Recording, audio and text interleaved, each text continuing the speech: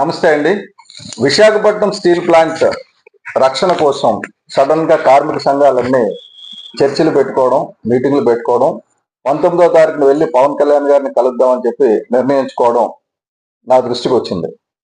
ఈ విషయంలో అంటే స్టీల్ ప్లాంట్ ప్రైవేటీకరణ విషయంలో మొట్టమొదటి నుంచి ఎవరు తత్సారం చేస్తున్నారు, ఎవరు రెస్పాన్సిబుల్ అన్న విషయం ప్రజల దగ్గరికి పెట్టాలన్న ఉద్దేశంతో నేను మీ ముందుకు వచ్చాను. డ్రెడ్జింగ్ కార్పొరేషన్ ఆఫ్ ఇండియా వాళ్ళు ప్రైవేటైజ్ చేస్తామంటే అన్ని రకాలుగా వాళ్ళు ఫెయిల్ అయిపోయిన తర్వాత వాళ్ళు ఏం చేశారంటే పవన్ కళ్యాణ్ గారి దగ్గరికి వెళ్ళి వాళ్ళు ఒక రిక్వెస్ట్ చేశారు. ఏంటి, మీరు తప్ప ఎవరు దీన్ని ఆపలేరు, మీరు దయచేసి దీన్ని ఆపండి అంటే పవన్ కళ్యాణ్ గారు ప్రైవేటీకరణకు జరగకుండా డ్రెడ్జింగ్ కార్పొరేషన్ ఆపారు. ఇది ఒక సక్సెస్ స్టోరీ. కార్మికులు, కార్మిక సంఘాలు, డ్రెడ్జింగ్ కార్పొరేషన్ యాజమాన్యంతో సహా అందరూ కూడా ఒక ఏకతాటి మీద నిలబడ్డారు. మన స్టీల్ ప్లాంట్ విషయానికి వస్తే స్టీల్ ప్లాంట్ ఎలాగ అమ్మేయాలని చెప్పి చూస్తున్న వాళ్ళు మొట్టమొదట నేను బ్లేమ్ చేస్తున్నది కార్మిక సంఘ నాయకులు. నేను మరింకోసారి చెప్తున్నాను, కార్మిక సంఘ నాయకులు అందరూ తప్పులు చేస్తున్నారు స్టీల్ ప్లాంట్ లో. ఏదో చిన్న union DSC democratic steel employees union లాంటిది మా గడసాల అప్పారావు గారి యూనియన్ తప్ప అందరూ తప్పులు చేస్తున్నారు.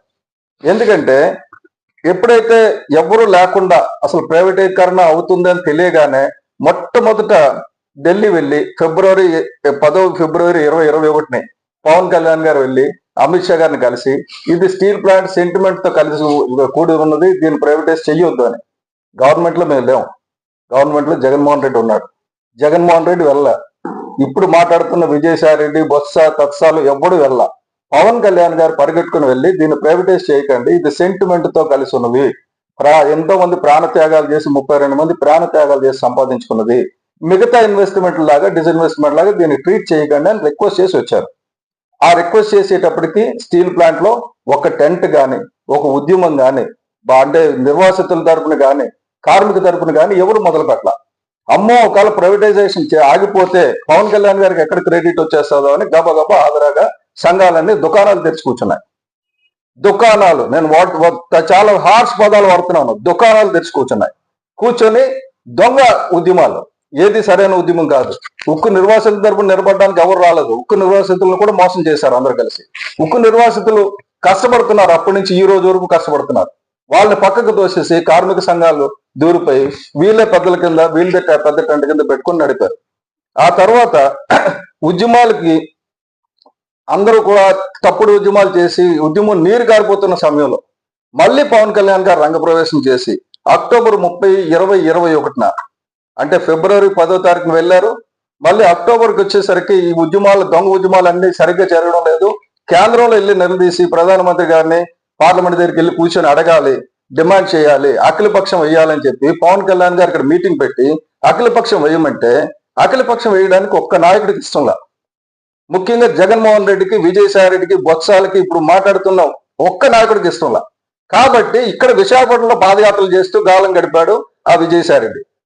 కాబట్టి అది అయిపోయింది. తర్వాత మళ్ళీ డిసెంబర్ 12వ తారీఖుని పవన్ కళ్యాణ్ గారు 1 డే నిరాహార దీక్ష చేశారు. అప్పుడు కూడా వీళ్ళెవరు కూడా కార్మిక నాయకులు, పెద్ద నాయకులు ఎవరు వెళ్ళి పవన్ కళ్యాణ్ గారు మీరు నిరాహార దీక్ష చేశారు, మీతో మేము ఉంటామని అనలా. అప్పుడు ఏదో గంధం వెంకట్రావు లాంటి చిన్న నాయకుడు వెళ్ళారు, అంతే తప్ప పెద్ద నాయకులు ఎవరు వెళ్ళా. అయిపోయింది. కావలసిన నాటకాలన్నీ ఆడారు. ప్రైవేటీకరణకు ఏం చేయాలో, ఎంత సహాయం చేయాలో అంత సహాయం జగన్మోహన్ రెడ్డి, విజయసాయి రెడ్డి వీళ్ళందరూ కలిసి దగ్గరుండి చేశారు. ఎందుకంటే ఒక్క అఖిల పక్షాన్ని తీసుకొని వెళ్ళి కేంద్రాన్ని నిలదీలా, వద్దని అడగల, వెళ్ళి బతిమాల అన్నారు. ఏం లేదు, ఒక లెటర్ రాయడం, అసెంబ్లీలో తీర్మానం చెప్పడం, ఇది పక్కన పడేయడం. ప్రెషర్ ఎక్కడ బిల్డ్ చేశారు? ఆల్ పార్టీస్ దగ్గర నుంచి ఎక్కడ తీసుకెళ్లారు? కార్మిక సంఘాలను ఎక్కడ తీసుకెళ్లా? ఏ కార్మిక నాయకుడైనా సరే జగన్మోహన్ రెడ్డి నిలదీశాడా ముఖ్యమంత్రిగా ఉన్నప్పుడు?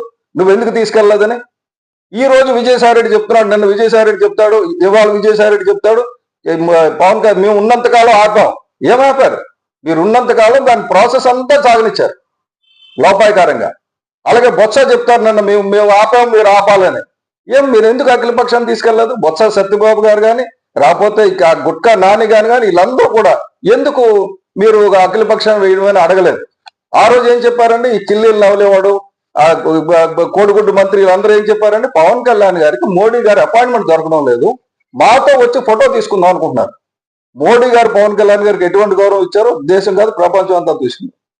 కానీ ఈ రోజు కూడా ఈ విజయసాయి రెడ్డి కానీ, ఆ మిగతా రెడ్లు తత్తుమారెడ్లు కానీ రాకపోతే వాళ్ళు చెంచాలు ఊడిగం చేస్తున్న మిగతా ఈ నాయకులు కానీ సోకాళ్ళు అంబటి రాంబాబు, డైమండ్ రాణీలు, ఎవరు కూడా అంతా మాట్లాడడానికే తప్ప దేనికి పనికిరారు. అఖిల పక్షం ఎందుకు వేయలేదు అన్న ప్రశ్న.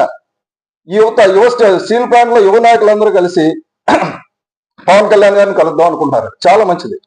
కానీ ముందు కలిసే ముందు పాత పద్ధతిలో తువ్వాళ్ళు మెడలేసి కొడతారు చూసారా, అలాగే చాచిపెట్టి కొట్టాలి యూనియన్ నాయకులందరినీ. ఎందుకు ఇన్నాళ్ళు మీరు పవన్ కళ్యాణ్ గారికి వెళ్ళలేదు, ఎందుకు ఇన్నాళ్ళు మీరు అఖిల పక్షం వేయలేదని ఎందుకు అడగలేకపోతున్నారు? స్టీల్ ప్లాంట్ నాశనం అయిపోతుంది. ఈ రోజు నేను రోడ్డు ఎక్కుతున్నాను, నా బాధ పెట్టి పైకి వస్తున్నాను. వాళ్ళ తప్పితే నేను రాను. స్టీల్ ప్లాంట్ లో డెమోక్రటిక్ స్టీల్ ఎంప్లాయీస్ యూనియన్ పెట్టినప్పుడు నేను ఓపెన్ గా పైకి వచ్చి చెప్పా, జనసేన పార్టీ వెనకథలు ఉంటుంది, మీరు రండి అని. ఎక్కువ మంది రాలేదు. ఎందుకంటే అక్కడ యూనియన్ నాయకులందరూ కూడా లోపాయకార ఒప్పందాలు ఒకరికొకరు. ఒక యూనియన్ లో ఉంటాడు, ఐఎన్టీయూస్ యూనియన్ లో ఉంటాడు వైసీపీ పార్టీతో, అంటే తాళి కట్టించుకున్న ఒకటితోటి సంసారం ఒకటితోటి మంత్రి రాజశేఖర్ లాంటి. ఇటువంటి వదవులందరి వల్ల పూర్తిగా నాశనం అయిపోయింది స్టీల్ ప్లాంట్. ఈ రోజు నేను చెప్తున్నా, స్టీల్ ప్లాంట్ కావాలనుకుంటే, నిలబెట్టాలనుకుంటే తక్షణం అఖిల పక్షం ఏర్పాటు చేసి కార్మిక నాయకులందరూ ఒక తాటి మీదకి వచ్చి యాజమాన్యంతో సహా కార్మిక నాయకులతో సహా అందరూ కలిసి కేంద్రానికి వెళ్ళాలి. ముఖ్యమంత్రి చంద్రబాబు నాయుడు గారి ఆధ్వర్యంలో తీసుకెళ్ళాలి. వెళ్ళేటట్టే ప్రయత్నం చేశారా మీరు? వైసీపీ అయినప్పుడు ఒక లెటర్ ఇస్తుందా జవాబుదారీ తీసుకొని, మేము మీతో వస్తాం పదండి అని చెప్పి? ఇదివరకు పవన్ కళ్యాణ్ గారు వస్తారంటే మీరు రాలా. ఇప్పుడు మేము అధికారం ఉన్నాం, రండి వచ్చి వెళ్ళి ముఖ్యమంత్రి గారిని అడగండి. ఎందుకు అడగరు మీరు? ఏమనంటే మీరు ఉన్నారు కదా మీరు చేయండి, మేము ఉంటాం కదా మేము చేస్తాం, విడదీస్తాం తప్ప అందరం కలిసి అన్ని పార్టీలు కలిసి నిలబడితే తప్ప ఈ స్టీల్ ప్లాంట్ నిలబడం. కాబట్టి ఇప్పుడైనా సరే యువ కార్మిక నాయకులు నిలదీయాల్సింది మీ అందరు కార్మిక సంఘాల నాయకులు. నిలదీయండి, అఖిల పక్షం వేయమనండి.